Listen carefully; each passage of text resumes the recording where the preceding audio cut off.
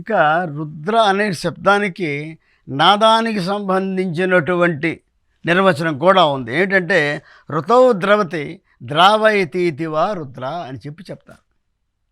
అంటే నాదమునందు స్రవించువాడు, నాదమునందు ద్రవించువాడు అనేటువంటి, అంటే నాద హృదయుడు, నాదబిందు కళాతీతుడు అనేటువంటి ఒక నిర్వచనం కూడా ఉంది. ఈ విధంగా రుద్ర అనేటువంటి శబ్దానికి ఇంతేకాకుండా శబ్దరూపములో జీవుల శరీరములందు ప్రవేశించువాడు, అంటే నాదమే రుద్రుడు అనేటువంటి విషయం కూడా మనకి ఈ నిర్వచనాల ద్వారా తెలుస్తూ ఉంటుంది. అటువంటి రుద్రుడు మనకి ఈయన లయకారకుడు. లయకారకుడు అంటే నేను ముందుగా చెప్పినట్టుగా సృష్టి ఎప్పుడైతే అంతము చేయవలసి వస్తుందో ఆయన ప్రళయతాండవం చేసి సృష్టిని లయం చేసుకుంటూ ఉంటాడు. ఆయన రెండు రకాలుగా చేస్తాడు. ఆనందతాండవం చేస్తాడు, ప్రళయతాండవము చేస్తాడు. రెండూ ఉన్నాయి. మంగళస్వరూపుడుగా ఉంటాడు, ప్రళయరుద్రుడిగానూ ఉంటాడు. ఈ రెండు విభిన్న రూపాలు అయినప్పుడు ఒక్కడే ఇన్ని రూపములుగాను ఇన్ని గుణములని కూడా ఆయన సంతరించుకొని ఉంటూ ఉంటాడు. అది ప్రళయకాలం వచ్చినప్పుడు ప్రళయరుద్రుడు అవుతాడు. జీవుల్ని అనుగ్రహించినప్పుడు చక్కగా హాయిగా శివస్వరూపుడై ఉంటాడు. ఇటువంటి పరమశివుడు మనం ఈ తత్వాన్ని తెలుసుకోవడం అంటే ముందుగా ఆయన యొక్క ఆ రూపాన్ని వర్ణించేటువంటి అద్భుతమైన ధ్యాన శ్లోకం ఉంది. మనందరికీ తెలుస్తున్న శ్లోకమే. దాన్ని కొద్దిగా ముందు తెలుసుకున్నట్లయితే అప్పుడు ఆ శ్లోకం యొక్క అర్థము సంపూర్ణంగా తెలుసుకుంటే తదుపరి ఆయన రూపం ఎలా ఉంటుంది, ఆయన ఆయుధాలు ఏమిటి, ఆయనకి ఎన్ని చేతులు ఉన్నాయి, ఇవన్నీ కూడా ఎన్ని ముఖములు, ఆయన ఆనంద రూపం ఎలా ఉంటుంది, ప్రళయ రూపం ఎలా ఉంటుంది, మృత్యుంజయ రూపం ఎలా ఉంటుంది, ఇవన్నీ కూడా మనం తెలుసుకోవచ్చు. మనందరికీ ఇతను ధ్యాన శ్లోకము. వందే శంభు ఉమాపతిం సురగరం వందే జగత్కారణం వందే పన్నగభూషణం వరదరం వందే పశూనాం పతిం వందే సూర్య శశాంక వహ్ని నయనం వందే ముకుంద ప్రియం వందే భక్త జనాశ్రయించ వరదం వందే శివం శంకరం. ఇది ధ్యాన శ్లోకం. మనందరికీ చాలామందికి పరిచయం ధ్యాన శ్లోకం. ఇందులో ఎంత అద్భుతమైనటువంటి అర్థం నిగూఢంగా ఉంది అంటే వందే వందే అంటే నమస్కారం. ఎవరికి? శంభుం అన్నాడు. శంభుడు ఆయన. శం అనేటువంటిది దానికి అర్థం ఏంటంటే సుఖము, సంతోషము, ఆనందము అని అర్థం. భూ అంటే ఇవ్వడం. అంటే జీవులన్నింటికీ తనని ఆరాధించేటువంటి జీవులందరికీ కూడా సుఖమును, సంతోషమును, ఆనందమును ఇచ్చేటువంటి వాడు శంభుడు. మనకి ఈ శంభు అనేటువంటి పదం విష్ణు సహస్రనామాల్లో కూడా వస్తుంది. స్వయంభూ శంభురాదిత్య పుష్కరాక్షో మహాస్వన 5వ శ్లోకంలో వస్తుంది. స్వయంభూ శంభు ఆదిత్య పుష్కరాక్షో మహాస్వన, ఈ 5 నామాలు కూడా విష్ణు సహస్రనామాల్లో నామాలు. ఈ శంభు అంటే దీనికి శంకర్లు ఏమని భాష్యం రాశారంటే శం భక్తానాం సౌఖ్యానాం భవతి ఇది శంభు అన్నారు. శం అంటే భక్తులకు సౌఖ్యమును ప్రసాదించేటువంటి వాడు శంభు. ఇది శంకర భగవత్పాదులు రాసినటువంటి భాష్యం. అంటే తనని నమ్ముకుని తనను ఆరాధించేటువంటి జీవులందరికీ కూడా సౌఖ్యములను ఇస్తాడు. సౌఖ్యములంటే ఏమిటి? మనకి సుఖము, సంతోషము, ఆనందము అని 3 విధాలు ఉన్నాయి. మనం ప్రతిదాన్ని చాలా ఆనందపడిపోతున్నామండి అంటాం, ఇప్పుడు చాలా ఆనందంగా ఉందంటాం, కానీ చాలా పొరపాటు. సుఖము అనేది శారీరకము, సంతోషము మానసికము, ఆనందం అది ఆత్మానందము, ఆత్మానుసంధానము. ఆత్మకి శరీరానికి సంబంధించి సుఖము, మనస్సుకు సంబంధించినది సంతోషము, ఆత్మకి సంబంధించినది ఆనందము. అందుకే ఆనంద స్థితి అనేది సాధనలోనే వస్తుంది, కానీ ఎవరో వచ్చేది కాదు. ఇక సుఖము మన శరీరమునకు ఏదైతే సంతృప్తినిస్తాయో అది సుఖాలు. మంచి భోజనం దొరికింది, సుఖంగా భోజనం చేస్తాం. అదేవిధంగా నిద్రపోయేటప్పుడు కటిక నేల మీద పడుకున్న వాడికి ఒక చిన్న పరుపు దొరికింది అనుకోండి, సుఖంగా నిద్రపోతాడు వాడు. అది సుఖం, పడక సుఖం అది. ఈ విధంగా మంచి భోజనం దొరకడం, మంచి నిద్ర దొరకడం, చక్కటి ఆవాసం దొరకడం, ఇవన్నీ సుఖాలు. సంతోషం మానసికం. ఎవరన్నా నిన్ను పొగిడారు, సంతోషం, మనసు సంతోషిస్తున్నా, వాళ్ళ ద్వారా నేను పొగడబడ్డాను. అలాగే మా ఆర్థిక పరిస్థితి ఇబ్బందుల్లో ఉన్నప్పుడు అనుకోకుండా నీకు ఆ ఇబ్బంది తొలగిపోయే విధంగా ఆర్థికంగా నువ్వు కొంచెం బలపడ్డావు, వచ్చి కాస్త నీ అనుకున్న రావనుకున్నటువంటి బకాయిలు వచ్చాయి, నువ్వు సంతోషిస్తావు. అది శారీరకం కాదు, మానసికం. కానీ ఆనందం అనేటువంటిది అది సాధన వల్ల మాత్రమే వచ్చేది, ఆనంద స్థితి అనేటువంటిది. అయితే ఇక్కడ ఈ శం అనేటువంటి చోట ఈ సౌఖ్యములు అంటే నువ్వు ఎదిస్తే నువ్వు సంతోషిస్తావో, సుఖబంధిస్తావో దాన్ని నీకు ఇచ్చేస్తాడు. మనం ఏం కోరుకుంటాం? ఎవరు కూడా ఆనందం అంటే బ్రహ్మానంద స్థితి కోరుకోరు ఎవరు కూడా. సామాన్యులు అందరూ కూడా కోరుకునేది ఏమిటంటే వాడి చిన్న చిన్న కోరికలు ఉంటాయి.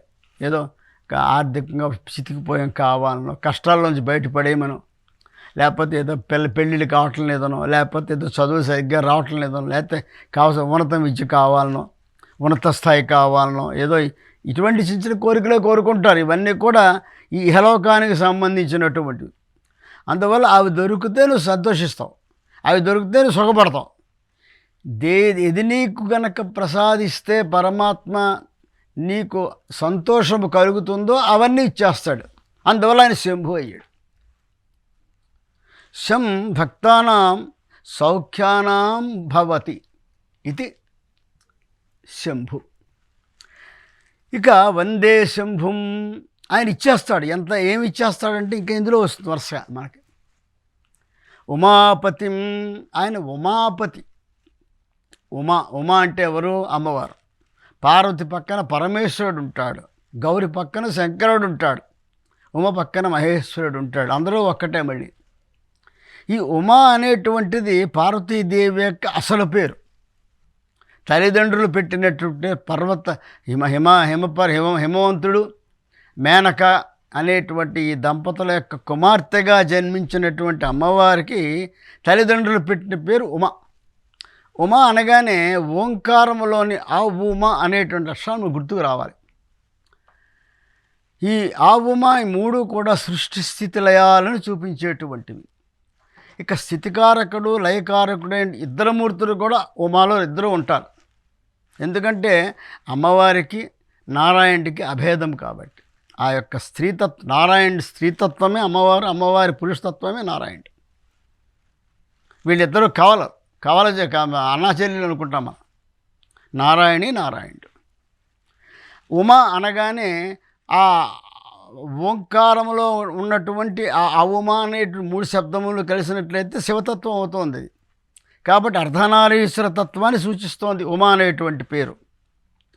ఈమె ఉమ నల్లగా ఉండేది అమ్మవారు, అందువల్ల శ్యామల అయింది, కృష్ణ అయింది. ఒకసారి పరమశివుడు హేళన చేసాడు, నల్లగా ఉన్నామని. అవునా, ఏ విధమైనటువంటి ఏమి తినకుండా ఆహార నియమాలన్నీ వదిలేసేసి కఠోరమైన తపస్సు చేసి గౌరవర్ణాన్ని సాధించింది. గౌరవర్ణం అంటే బంగారు రంగు, బంగారు మేనిచ్ఛాయ. అందువల్ల ఆమె గౌరీ అయింది. పరమశివుని వివాహం చేసుకోవడం కోసం ఈమె తపస్సు చేసింది. చేసినప్పుడు కూడా ఉమా ఉమా అన్నారు తల్లిదండ్రులు. అంటే వద్దమ్మా అని చెప్పినట్టు. అయినా వినలే. ఆకులు కూడా తినకుండా తపస్సు చేసింది. అంటే పూర్వకాలంలో కఠోరమైన తపస్సు చేసేవాళ్ళు ఆహార నియమాలు, ఆహారం మానేసేసి కందమూలాలు తినడం, కొంతకాలం ఆకులు తినడము, తర్వాత వాయుభక్షణము, ఇలా ఒక్కొక్క స్థితి పెంచుకుంటూ వెళ్ళేవారు. ఇవి పర్ణములు కూడా తినలేదు కాబట్టి అపర్ణ అయింది.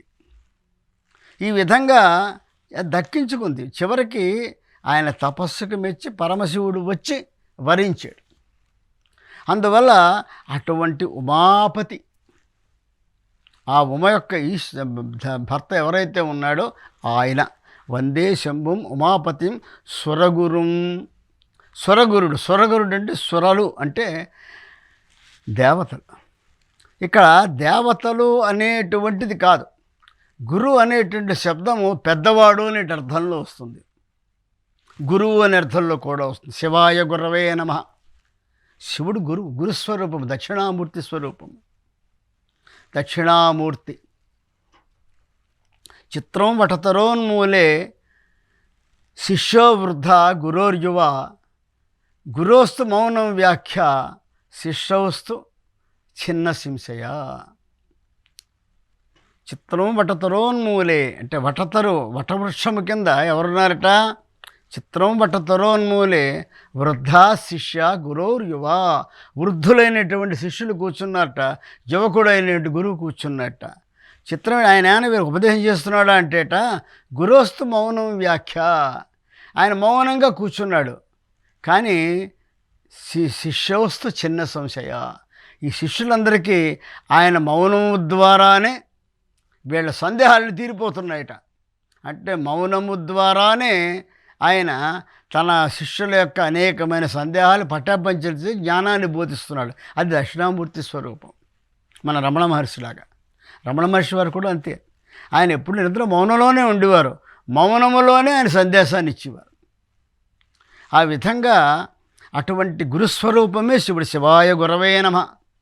మన గురు పరంపరలో కూడా గురుడు సదాశివుడు, మహావిష్ణువు, బ్రహ్మ, వశిష్ఠుడు, శక్తి, పరాశర, వేదవ్యాస, సుఖబ్రహ్మ, ఇది పరంపరలో మనం చెప్పుకుంటాం. అందుకే మొట్టమొదట సదాశివ సమారంభం వ్యాస శంకర మధ్యమాం అస్మదాచార్య పర్యంతం వందే గురు పరంపరాం అని గురు పరంపర చెప్పుకుంటాం. అందులో సదాశివుడితో మొదలు. సదాశివుడు అంటే ఎవరు? ఆది గురువు అంటే ఆదిశివుడు, పరమశివుడు, మహాకామేశ్వరుడు, మహాకాళుడు, మహేశ్వరుడు ఆయన. ఈ సురగురం అంటే సురలందరిలోకి పెద్దవాడు, సమస్త దేవతానికానికి కూడా పెద్దవాడు, చాలా పెద్దవాడు ఆయన. అందుకనే ఆయన ఆదిశంకరుడు అయ్యాడు, ఆది గురువు అయ్యాడు. ఇక ఈ ఈ సురలందరిలోకి ఈయన పెద్దవాడు కాబట్టి ఆయన్ని మనం గురుస్వరూపంగానే మనం భావించుకుంటూ దక్షిణామూర్తిగా అనేక చోట్ల మనకి ముఖ్యంగా మన తెలుగు రాష్ట్రాల్లో కోటప్ప కొండ అని చెప్పి ఉంది, అక్కడ ఉండే దక్షిణామూర్తి స్వరూపం. అక్కడ అటు ఎవరైనా వెళ్ళినప్పుడు భక్తులు చూసుకోవచ్చు.